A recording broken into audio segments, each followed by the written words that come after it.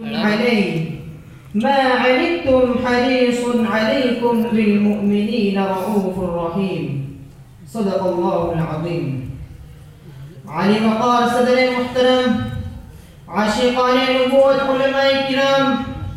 اور قیام امن کے علم برداروں، فتن و فساد کی ان اندھیری گھٹاؤں میں جبکہ افق پر کوئی ستارے امید نظر نہیں آتا،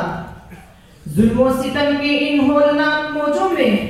جبکہ کشتی مراد آخری چکولے کھا رہی ہے، نا امیدی امیاس کے ان جکڑوں میں جبکہ گلشن آرزو کی آخری کلیاں بھی بکھر رہی ہیں، دنیا کو پیغمبر عالم کے پیغام امن و سلام کی حقانیت اور اس کے تابناک نقوش کا صحیح اندازہ کرنے میں ذرا بھی دشواری نہیں ہو سکتی۔ تو آئیے تاریخ کی سوئی کو 1400 سال پیچھے گھماتے ہیں اور محسن عالم صلی اللہ علیہ وسلم کے عالمگیر پیغام کا ایک حقیقت پسندانہ جائزہ لیتے ہیں۔ 6 صدی عیسوی میں پوری دنیا آگ کی خندق کے کنارے پر تھی، نسل انسانی تیزی کے ساتھ خودکشی کے راستے پر گامزن تھی، حیوانیت و درندگی اور اخلاقی پستیاں آخری حد پار کر چکی تھی، خون کی ندیاں بہا کر آتش انتقام بجھائی جا رہی تھی، انسانوں کی کھوپڑیوں پر قصر قیصری اور ایوان کسروی کی شاندار بنیادیں اٹھائی جا رہی تھی، رعایا فقر و تنگدستی کے شکنجے میں کسی ہوئی کرا رہی تھی، انسانیت امن و امان اور راحت و سکون کو ترس رہی تھی، کوئی آنکھ نہ تھی جو اس کے لیے اشک بار ہو، کوئی دل نہ تھا جو اس کے لیے تڑپ رہا ہو، کوئی روح نہ تھی جو اس کے لیے بے چین ہو، یکایک انسانیت کی صبح صادق طلوع ہوئی، محروم و بدنصیب دنیا کی قسمت جاگ اٹھی، ابو قبیس کی پہاڑی سے امن و سلام کا آفتاب عالم تاب جگمگا اٹھا اور رحمت کی ضیاء پاش قدموں سے دنیا کو فیضیاب کرنے لگا۔ شب ظلمت کے ہنگاموں میں گم تھی عقل انسانی، شب ظلمت کے ہنگاموں میں گم تھی عقل انسانی، یکایک طاق کعبہ پر چراغ ہاشمی آیا۔ ملت کے جیارو،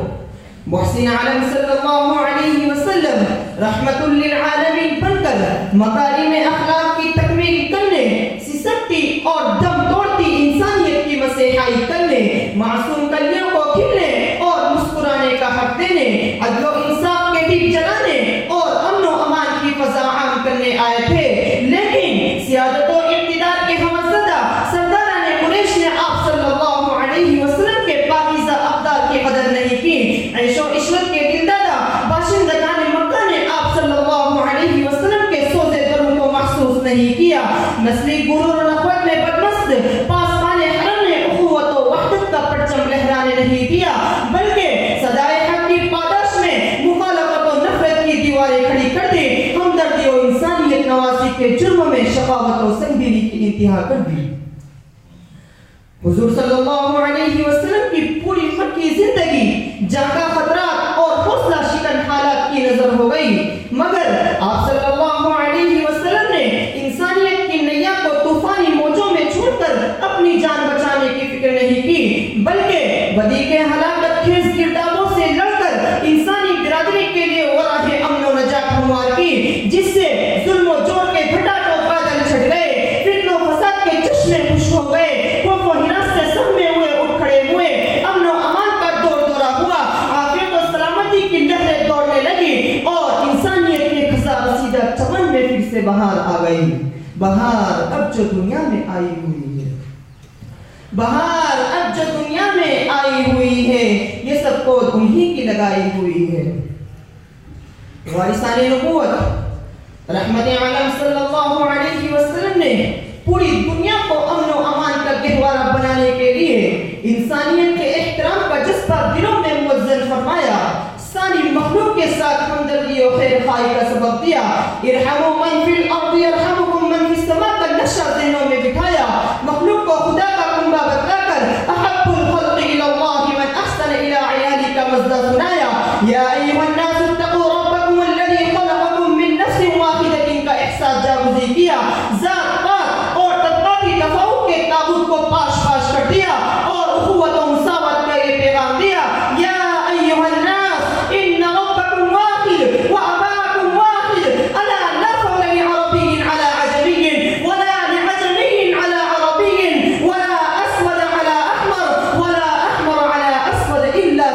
ہوا، وہ جامع جس نے یکجا کر دیے بکھرے ہوئے دانے، وہ جامع جس نے یکجا کر دیے بکھرے ہوئے دانے، مٹا دی جس نے باہمی تفریق انسانی۔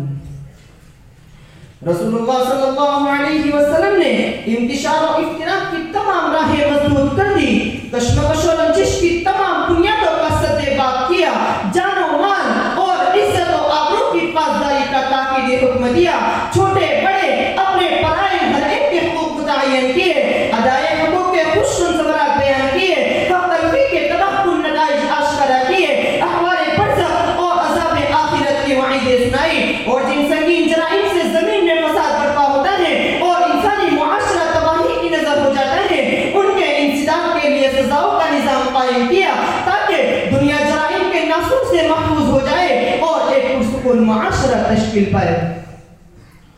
شہدائیان رسالت پیغمبر اسلام صلی اللہ علیہ وسلم کا رحم و کرم دبی کچلی صنف نازک پر بھی سایہ فکن رہا، مظلوم عورتوں کو جاہلیت کے شکنجوں سے آزاد کیا، ان کی عصمت و ناموس کے تحفظ کا مردوں کو ذمہ دار بنایا، ان کے ساتھ نیک برتاؤ کرنے والوں کو خیارکم خیارکم لنسائہم کے ذریعے سند شرافت عطا کی اور ان کا انسانی وقار بڑھاتے ہوئے فرمایا، اے لوگوں عورتوں کے بارے میں خدا سے ڈرو، جس طرح تمہارا ان پر حق ہے اسی طرح ان کا بھی تم پر حق ہے۔ جاہلیت میں غلاموں کا طبقہ ظلم و ستم کی زنجیروں میں جکڑا ہوا تھا، ذلت و پستی کی تاریک بھٹیوں میں سرگردہ تھا، آپ صلی اللہ علیہ وسلم نے ان پر بھی اپنی رحمت کا کھلے عام مظاہرہ کیا اور ان کے ساتھ اس نے سلوک کا حکم دیا اور معاشرے میں ان کو عزت و بلندی کے مقام پر فائز کرتے ہوئے فرمایا، اخوانکم جعلہم اللہ تحت ایدیکم فمن جعل اللہ اخاہ تحت ایدیہ فلیطعمہ مما یأکل ولیلبسہ مما یلبس۔ نبی رحمت صلی اللہ علیہ وسلم نے جانوروں کے ساتھ بھی رحم دلی کی ہدایت دی، ان کو مارنے، بلا وجہ قتل کرنے، بے مقصد نشانہ بنانے، باہم لڑانے اور زخمی کرنے سے منع فرمایا اور ایسا کرنے والوں کو ملعون قرار دیا۔ واقع پیغمبر عالم صلی اللہ علیہ وسلم کا سینہ شفقت سے لبریز اور رحم و کرم سے بھرا ہوا تھا، رہے اس سے محروم آبی نخا کی، رہے اس سے محروم آبی نخا کی، ہری ہو گئی ساری کھیتی خدا کی۔ محترم حضرات، آپ صلی اللہ علیہ وسلم نے میدان جنگ میں بھی رحم و کرم کا پرچم بلند رکھا، امن و امان اور صلح و درگزر کا منشور پیش کیا اور اسلامی افواج کو یہ دستور العمل دیا کہ دیکھو خدا کی راہ میں خدا ہی کا نام لے کر لڑنا، خیانت و بدعہدی نہ کرنا، دشمن کا خلیہ نہ بگاڑنا، بچوں عورتوں پر ہاتھ نہ اٹھانا، مفتونین کے ساتھ نرمی برتنا، پناہ طلب کرنے والے کو امن دینا اور اصلاح و بھلائی کی کوشش کرنا۔ دوستو، صلح و عاشقی کا یہ سبق صرف خوش بیانی اور شیریں زبانی کا وزن نہیں تھا، بلکہ آپ صلی اللہ علیہ وسلم کا عملی نمونہ بن کر تاریخ کے سینے پر آج بھی محفوظ ہے۔ وہ ادائے دل بری ہو کہ نوائے عاشقانہ، وہ ادائے دل بری ہو کہ نوائے عاشقانہ،